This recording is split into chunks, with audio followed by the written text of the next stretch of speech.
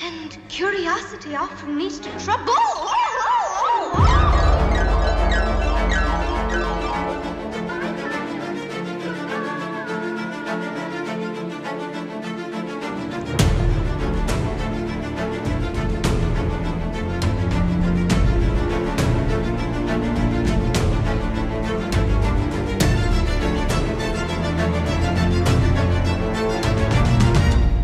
Hey there friends, and welcome back to Imagine with Royce. Today we are going down the rabbit hole as we discuss my time working on the Alice in Wonderland attraction at the Disneyland Resort, and I also got the opportunity to paint a teacup for the Mad Tea Party attraction right next door. We have a lot to cover today, so let's get started.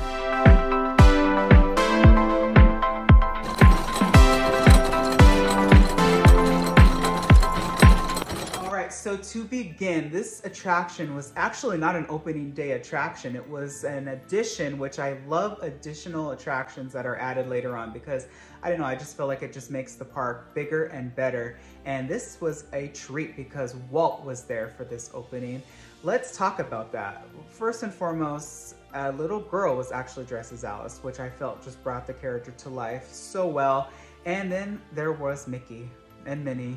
And then there was a white rabbit. So, you know, we just won't talk about that. We'll just talk about the attraction itself because it has changed so much since its original version, which of course every attraction has, right? All right, so right when you go down the rabbit hole, you will see a doorknob. Now this doorknob is painted in Mann Brothers blacklight paint. So this is an LED glow-in-the-dark paint that is very sensitive, to say the least. A lot of guests touch this doorknob. So as you can already tell, if guests touch it and their fingerprints are dirty, it's going to show. So it is probably a monthly, if not weekly basis now where we go in and repaint this doorknob. And some new magic was added. Right after you pass this doorknob, you see this beautiful projection of Alice chasing the white rabbit, and you are now in Wonderland. You will see Tweedledee and Tweedledum. They were absolutely phenomenal to work on. So as soon as you go into the beautiful enchanted garden, you are going to see so many beautiful figures.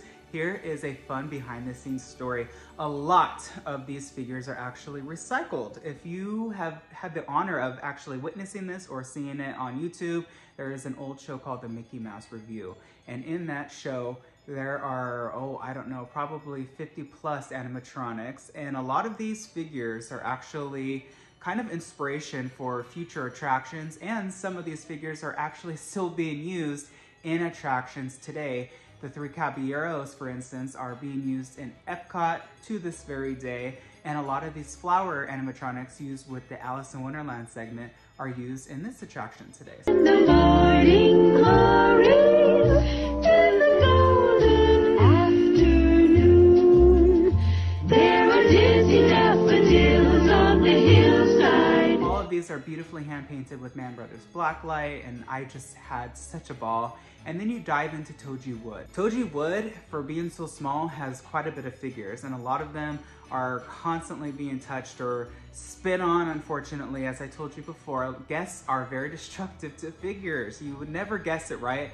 Because you're good people, right, that are watching this channel, and you would never harm or try to steal or destruct anything, but a lot of people do. There's this umbrella bird that constantly is getting its beak hit on some sort of like prop. So that beak was constantly being repainted to my memory. But then you dive into a really, really cool scene. You are in the Queen of Hearts garden. This garden was really fun. I got to work on those two cards. Somehow, some way, his chin got scraped or scratched. I don't know if it was the paintbrush moving back and forth, but got to work on those. And then I also got to go into the card deck dance little arena, and it's a really, really neat effect. There is a mirror that is on the entire wall. It has a really sophisticated mechanical system under by their feet where they're stationed on.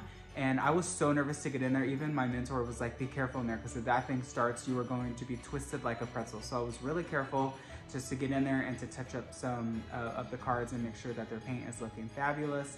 And then let's move over to the Queen. I actually got the honor of working on this hedgehog. Now this hedgehog for me, I actually got to recreate him as well, but I actually got to work on the original. Here are some fun photos.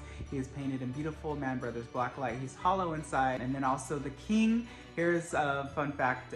Just like people used to take the witch's apple from her hand in Snow White's Scary Adventures, people steal his little wand. It is literally just a styrofoam heart that we paint with Mann Brothers red acrylic paint, and it's just connected to a wooden dowel stick. So if you take that, just so you know, that little heart is just from Michael's, and we just keep buying them because people steal them so often. I actually heard a rumor that the apple that people used to take was actually an apple from Joann's that it was just repainted, of course, in the Disney style. Then you see the queen all upset. I never actually got the opportunity to work on this particular figure, but I definitely love the new magic with the projections behind her and the projections of the cards right before you go out of the attraction. And then you see this beautiful view of Fantasyland. You see the Matterhorn, you hear the music, you see the mushroom, you see his little shoes, the caterpillar shoes. And this is just a beautiful scenic little route.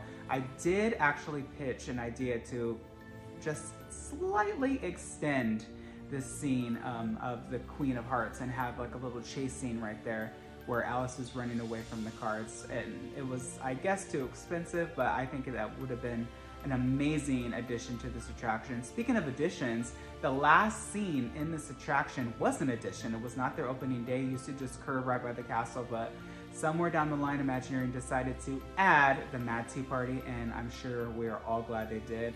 I actually had the honor of working on this new scene and the new magic that was added a few years ago.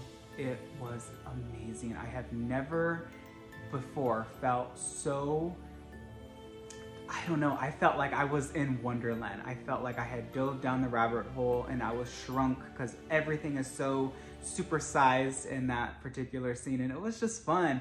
And of course, here is another Mickey Mouse review figure. If you would see the little dormouse that is in the teapot on the table, he was actually in the, I think it's like a horn of the Mickey Mouse review, so that is the same figure. So a lot of these figures, along with the Mad Hatter actually, by the way, are from that original attraction. And then Gardner Holt redid Alice for that scene, or actually he didn't even redo them, he added a figure right there, and he actually added Alice and Toji Wood as well. You know, Alice was only seen once, and it was kind of in the flower garden. She was kind of hidden, so I'm actually I was really ecstatic that she was added more times throughout the attraction. So the original intent of this attraction was for you to be Alice. That's why you didn't see her. Of course, she was added in the 80s, and then she was added a lot more because I think Imagineering really got the understanding that guests really want to experience the journey with the main character, and seeing her